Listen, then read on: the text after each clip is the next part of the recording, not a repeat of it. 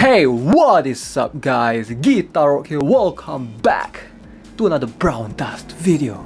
Alright, so today we're gonna check out my favorite stage basically to farm for basically everything. EXP, level up mercenaries, and getting normal scrolls along the way. So there are plenty of stages that you can do so, but my personal favorite, I'm gonna share it with you guys in this video. As you guys can see listed right there, I think you guys pretty much guessed it already. Alright, so I get this question a lot. Plenty of you guys ask me, how do you level up mercenaries? How do you get a bunch of normal scrolls? And how do you this? How do you that? Basically, it all relates to where you have been farming, right? So you want to farm in a place, ideally you want to farm in a place where you only need at least 2 to 3 units and you can use at least 5 to 6 units to level up.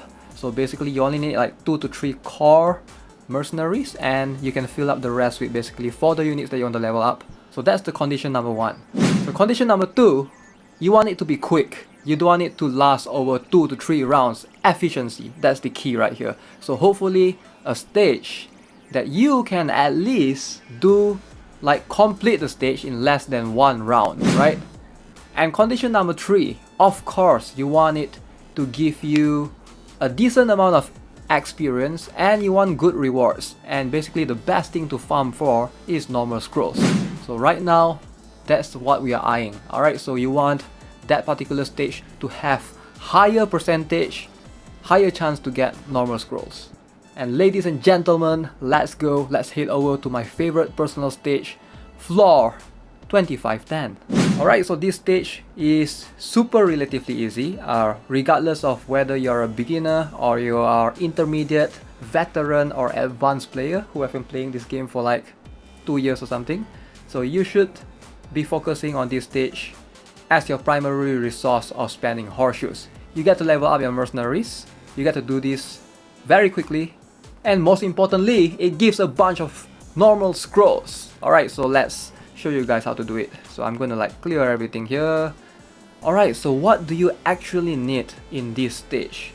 You actually only need 2 mercenary units if you have Angelica, and 3 if you do not have. So I'm gonna show you guys how I usually do this. So the first mercenary that you need is either a Corette or a Gunter. Hopefully you'll have either one. If you do not have, then that kind of sucks, man. I'm not sure if you can replace them. I mean, you could definitely replace them, but it's just that it won't be as efficient because it will take more rounds to get rid of those 3 little wraiths at the back. So that's the primary function for this Corette or Gunter that you'll be using. Alright, and then if you have Angelica, you'll just need an Angelica right there. And that's it. That's it. You should be able to do this stage with just 2 mercenaries. Now, you want to at least place a fodder, someone that you want to level, up here so that the Wraith will move first and will end up attacking him. So that's the primary key right here. And then you want to move Corette to the front. Right, so hopefully this works. Let's have a look. It might be an epic fail right here, you never know. Alright, you don't need buff on Corette. Angelica, slice!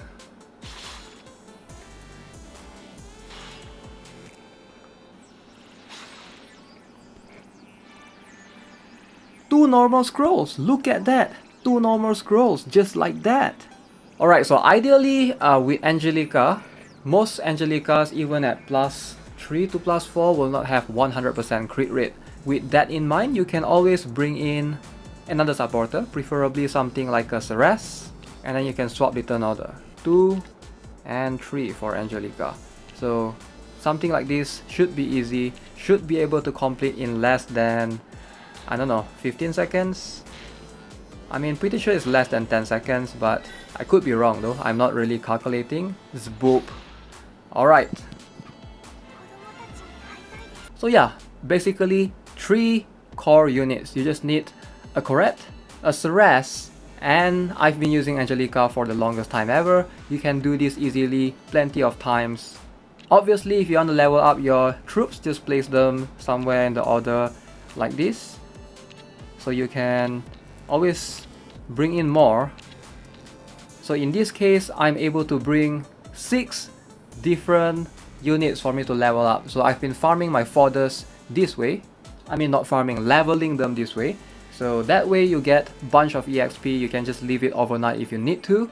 And over the course of the night, you will be able to level them up, all of them to max level, and also get normal scrolls in return. Now the key here is the normal scrolls at the same time. Now I am aware that there are plenty of other stages that you can do similar things.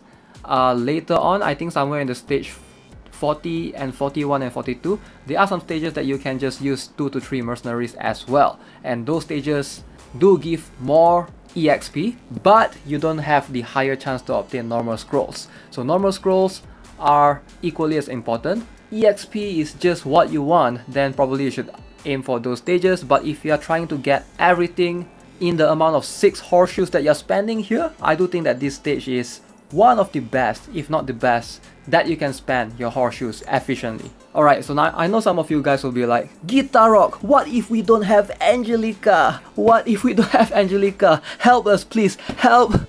Don't worry, I got you covered. Alright, so if you don't have Angelica, what you can do, you can swap out with a strong single target damage dealer. The best candidate that I can think of that hopefully most of you guys have is Leto. Alright, so Leto will function equally as good as Angelica, if not better, depending on what plus and what runes you have on your Leto. But most of the time, Leto will need at least 2 strikes to be able to get rid of the boss. Alright, so do keep in mind that this boss, if you look at the passive skill right here, I think this one, Reflective Counter, does decrease your attack by 50% when he's hit. So Ceres is highly recommended since Ceres does provide stats immunity. So if your Leto needs to hit the boss twice, then at least you will be able to remove the stats weakening from the boss. Alright, so let's have a look. Zboop. Leto, here goes. Zboop. Alright, so left with 2000 health right there. So not sure if it's worth it to bring in one more supporter just to buff Leto's attack further, since it's just a slight tad before the 1-hit KO. I think you can easily bring in one more supporter like a Arines or a Narissa just to buff up your Leto further even. So look at that, bunch of mercenaries level up. I do highly recommend this stage if you are planning to waste a bunch of your horseshoes. Remember, Corette can be replaced with Gunter. If you do not have either, then man, I don't know who else can you use. Alright, so let's have a look at the few candidates that I can think of besides Angelica and Leto. So you want to go for a single high damage target. Perhaps something like an Adin might work as well. Foxy might work as well if you have her at a high plus. Jin will definitely work if you have a plus, at least a plus 6 and above. He might be able to one-hit KO the boss easily as well. And if you don't have Leto and you have Yunrang, I'm pretty sure she would be able to work as well. So those are the few suitable candidates that you can bring in to replace Angelica. Alright, so basically using this method, I've been able to farm up a bunch of fodders, and my next fodder to date is basically 4 of these fusion pieces for Sabrina. So we have Jacqueline, John, Lucrezia, and Xenon right here. So let's go ahead and fuse for one more Sabrina. So 150,000. That's kind of costly, but let's see. So right now I should have my Sabrina up to a +3. So if you guys are not familiar, +3 is where you get the bonus. Look at this. Allies makes HP times 40% instant healing, increases up to 80%. So that is like double the amount of healing that you actually get from getting hit by the world boss. So this is going to make a huge difference when attempting the world boss. So hopefully I will attempt her and see if I can get much higher score than my previous run. So let's go. Oh yeah, you sort of have to unlock her first. So go ahead to the lock section. Sabrina, unlock, and skill up. Boom. So we're getting the 80% instant healing. There we go. Alright guys, that's it for the video. Hope you enjoyed it, and if you do, subscribe to the channel. Give this video a like, and I'll see you guys in the next one. Have a nice day. Goodbye.